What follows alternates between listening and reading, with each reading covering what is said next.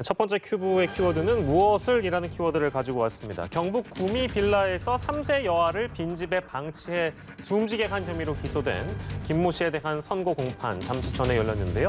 저희 취재 기자가 전에 드린 것처럼 징역 20년 선고했습니다. 먼저 첫 번째 사건부터 만나보도록 하겠습니다. 두 분과 이어서 함께 할 거고요. 김 씨의 혐의와 더불어서 오늘 선고 내용 정리해 주시겠습니다. 박주희 변호사께 드릴게요. 네, 이게 우리 사회를 좀 경악하게 만든 사건이었는데요. 김 씨는 지난해 8월 본인이 살던 빌라에서 이사를 나오면서 29개월 된 여아를 빌라에 홀로 방치했습니다. 어른의 어떠한 도움도 받지 못했던 아이는 결국 사망을 했고요.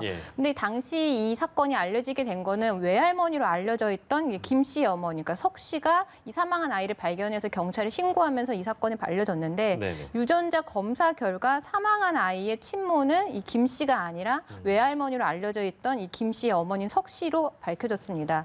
검찰은 이 김 씨를 아이를 이렇게 방치한 것에 대해서 살인죄, 아동복지법 그리고 아동수당법 위반으로 기소를 하고 지난달 7일에 김 씨에 대해서 징역 25년형 그리고 취업제한 명령 10년 그리고 전자장치 부착 20년을 구형을 했습니다. 그리고 오늘 이 112일 만에 선고가 됐는데 이 대구지법 김천지원에서는 이 김 씨에 대해서 20년, 징역 20년을 선고를 했고요. 재범의 우려가 없다라는 이유로 전자장치 청구에 대해서는 기각을 했습니다. 예.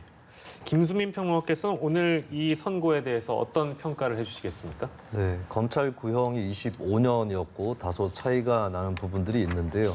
일단 어느 정도 구형에 비해서 감해진 부분들을 봤을 때 예를 들면은 정인양 사건하고 좀 차이를 본 것 같아요. 비교하자면 그러니까 정인양 사건에서는 직접적으로 구타를 하거나 이런 여러 증거들이 나왔기 때문에 살인의 고의성 이런 것들이 뚜렷하게 인정이 됐는데 이번의 경우는 적극적인 살인의 의도는 없었다. 이쪽으로 좀 판결이 기울면서 조금 형량이 낮아진 그런 측면이 있는 것 같습니다.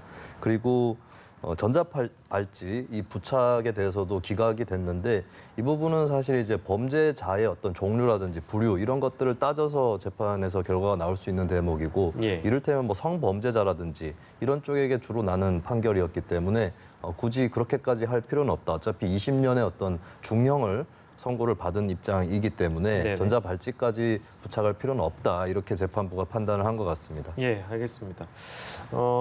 김 씨 변호인 측은 살인의 고의성이 없고 우발적인 범행이다 이런 점을 강조한 바 있는데 1심 선고 그리고 재판부의 판단을 고려해서 본다면 이런 점들이 반영됐다고 봐야 될까요, 박주희 변호사님? 사실 이 살인죄 자체를 부인을 했는데요. 김 씨 측에서는 이 부분에 대해서는 받아들여지지 않은 것 같습니다. 그러니까 김 씨의 경우에는 나는 살인의 고의가 없었다 이래서 그렇게 말을 했는데 그런데 29개월 아이가 여자아이가 집에 홀로 방치되어 있으면 어른이 뭔가 케어를 하지 않으면 이 아이가 사망에 이를 수 있다는 점은 누구나 예상을 할 수가 있는 거거든요. 그럼에도 불구하고 김 씨는 그 더운 여름날에 이 아이를 방치를 하고 또 그 사이에 아이가 잘 있는지 아니면 아이의 음식물을 챙겨주거나 이런 걸 위해서 이 빌라를 전혀 방문하지 않았어요. 그렇다는 거는 이 아이가 죽을 수도 있는데 죽어도 상관이 없다. 그러니까 즉 살인은 용인했다라고 보는 거거든요. 그래서 이 부분에 대해서 살인죄의 미필적 고의가 충분히 인정이 되고요. 이 부분에 대해서 이 재판부도 살인죄의 미필적 고의가 있다 이렇게 보고 살인죄에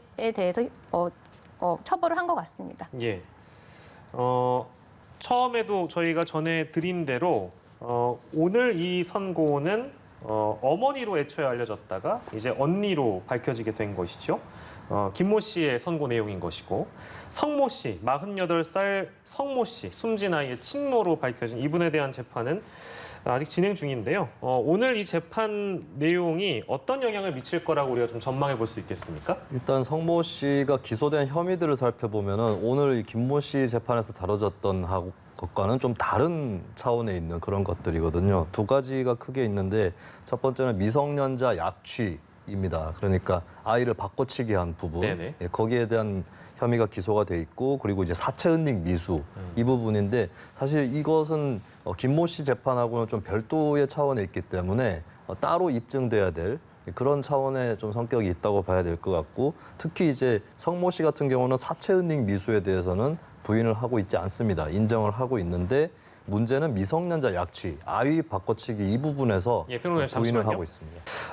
저희가 김수민 평론가께 질문을 드렸었는데요. 이 친언니에 대한 1심 선고가 이제 성모 씨, 친모에게 어떤 영향을 미치겠는가에 대한 부분을 질문 드렸습니다. 좀 더 이어가 주신다면요. 네, 그래서 이게 별도의 재판이기 때문에 뭐 이번 재판에서 어떤 결과가 나온 것을 유출을 해서 바로 성모 씨 재판으로 이어질 부분은 그렇게 크지 않다라고 예. 봐야 될 것 같고요. 그리고 일단 지금 성모 씨 같은 경우는 아직까지 출산 사실 자체를 부인을 하고 있고 그렇습니다. 변호인들하고는 조금 결이 다른 것 같아요. 변호인들은 출산 사실까지 부인하고 있는 모습을 적극적으로 보이진 않습니다. 왜냐하면 유전자 검사를 했기 때문에 그래서 예. 99.9999%의 확률로 모녀지간일 가능성이 있다. 이런 결과가 이미 나와 있거든요. 예. 근데 대신에 변호인들도 제기를 하고 있는 부분은 바꿔치기 된 게 맞는다 할지라도 그것을 바꿔치기 한 사람이 성모 씨라는 증거가 없다라고 하는 부분이 있고 실제로 어떤 그 바꿔치기의 경위라든지 사유 이런 것들을 밝혀질 수 있는 스모킹건 이런 것들이 없다는 지적이 또 있습니다. 예. 그래서 이 부분이 계속해서 재판에서 쟁점으로 남아있을 전망입니다. 뭐 이제 아까 변호인과는 결이 조금 다르다고 말씀 주셨는데 혹시 석 씨의 태도 변화가 있을 거라고 전망해 볼 수 있을까요? 어떻습니까? 현재까지의 태도를 봤을 때는 국가수의 그런 감식 결과가 나왔는데도 출산 자체를 부인을 하고 있거든요. 그러니까 석 씨는 바꿔치기 된 건 맞는 것 같다. 내 예. 아이는 맞는데 내가 바꿔치기 하지 않았다. 이런 주장이 아니에요. 아예 원천적으로 네네네. 출산 자체를 부인하고 있기 때문에 이런 태도라면은 그 진술이 바뀔 가능성은 굉장히 낮다. 이렇게 저는 전망을 해봅니다. 예, 알겠습니다. 첫 번째 큐브 속 사건이었고요. 두 번째 사건으로 바로 넘어가도록 하겠습니다.